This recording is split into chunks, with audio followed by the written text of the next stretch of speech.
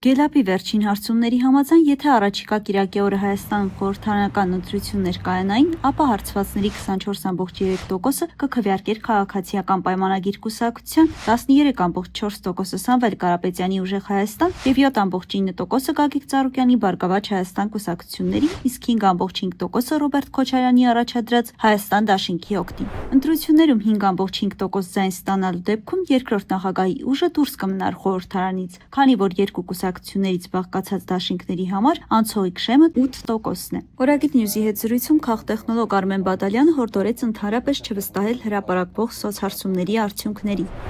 Հայաստանում սոցիոլոգիական հարցումների հրապարակված հարցումներից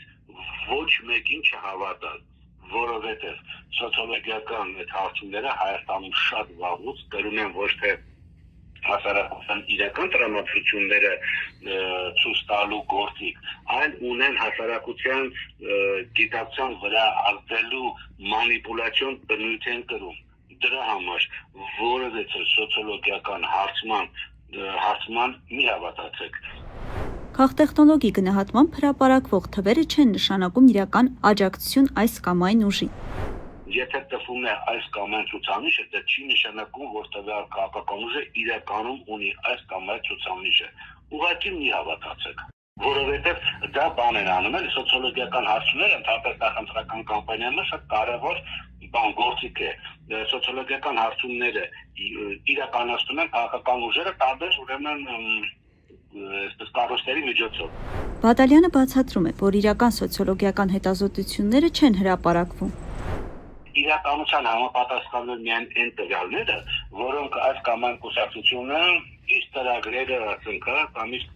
նախընտրական կամպանիան գնահատելու համար իրականացնում է սոցիոլոգիական հարցում, այս դրա տվյալները բանը չի հրապարակում, որտեղ իրական սոցիոլոգիական հարցումները խիստ անհրաժեշտ են քաղաքական ուժերին, հատկապես նախընտրական կամպանիայի ժամանակ, որովհետև տարբեր գործողություններ են իրականացնում, պետք է տեսնեն որքանով է արդյունավետ իրենց կողմից իրականացող այդ կամ այն գործողությունը։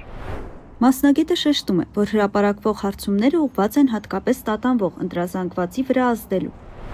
Երբ որ այս կամ այն կազմակերպությունը սոցիոլոգիական հարցման տվյալներ է հրապարակում, դրանք ունենում են տատանվող ընտրազանգվածի վարկու կանոնի վրա ազդելու մանիպուլյատիվ բնույթ։ Այսինքն, երբ որ հրապարակում որ X քաղաքական ուժ ունի այսքան վարկանիշ, Y-ը ունի այսքան եւ չգիտեմ Z ունի այսքան, շատ դեպքերում տատանվող ընտրազանգված ասում է այս որ X-ը ամենաշատ ունի, դրան իրան քվեարկեն։ Այսինքն ինքը ամենակի ազդեց տատանվող ընտրազանգվածի գիտակցության վրա։ Դրա համար խորհուրդ կտամ ընդհանրապես չհավատալ այդ տվյալներին։ Օրագիր Նյուզի հարցին, թե ինչ կարելի է սպասել, եթե նշված ուժերը անցնեն խորհրդարան, քաղտեխնոլոգը կասկածի տակ դրեց հենց այդ սցենարը։ Վստահ եք արդյոք, որ հենց 3 ուժերն են անցնելու, որտեղ կարող է ուժերից մեկին թույլ չտան, որովհետև խոսքը վերաբերում ուժեղ Հայաստանին։ Կարող է դե ճանապարհի կեսից ու քարոզարշավի կեսից նույն հանեն։ Սա մեկ, եթե չեն հանում, անգամ անցավ։ Այստեղ ուրիշ խնդիր է առաջ գալիս, 3-ը միասին ինչքան ձայն են ստանալու։ Եթե յուրաքանչյուր պայմանական ասած ստանում է 7 ձայն, ու պայմանական եմ ասում 7 ու ձայն, հա, 3-ը միասին դնում է ասեն 25 ձայն ստացան 3-ը միասին։ Իսկ քան ստացավ ասեն, չգիտեմ 60 ձայն, բնականաբար ոչ մի բան չի փոխվում։ Արմեն Բադալյանը նկատեց, որ ընդդիմության համար իրական ազդեցություն ունենալու միակ տարբերակը մեծամասնություն ստանալն է։ Իմաստ ունի այս 3 ուժերի համագործակցությունը, ուժեղ Հայաստան եւ ԲՀԿ։ Եթե նրանք կեսից ավելին ստանան, բայց Հայաստանում վերջի 30 տարվա ընթացքում երբեք չի հաջողվել ընդդիմադիր ուժերին ընտրությունների միջոցով կեսից ավելի ստանալ, ոչ թե որտեղ իրան ձայն չեն տվել, որտեղ Հայաստան ընտրությունների որպես ինստիտուտ չի աշխատում, այդ մեխանիզմը ջարդված է։ 95 թվականին ջարդել են ու դա չի աշխատում, չեն վերանորոգել, յուրաքանչյուր հետագայացած իշխանություն դա ջարդած է։ Բադալյանը միաժամանակ կարևորում է արտաքին դերակատարների ազդեցությունը։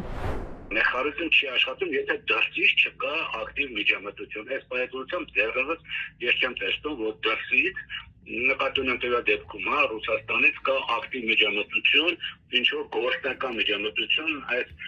մեխանիզմը աշխատացնելու ուղղությամբ։ Իսկ եթե այս մեխանիզմը չաշխատացեց, ապա նրանք կարող են հայտնվել խորհրդարանում հիմա Հայաստան դաշինքը պատիվ ուրեմն չէր անում, բանել իրանք են անելու։ Քաղտեխնոլոգը չի բացառում, որ այլ ուժեր ևս կարող են անցողիկ շեմը հաղթահարել ու հայտնվել խորհրդարանում։ Օրինակ, արևմտամետ ուժերից որոշները, որոնք այս պահին դեռ ակտիվ չեն։ Ըստ Բադալյանի, այս պահին հաջորդ գումարման խորհրդարանի կազմը նախատեսելու եւ եզրակացություններ անելու համար դեռևս վաղ է։ Մերի Հակոբյան, Օրագիր Նյուզ։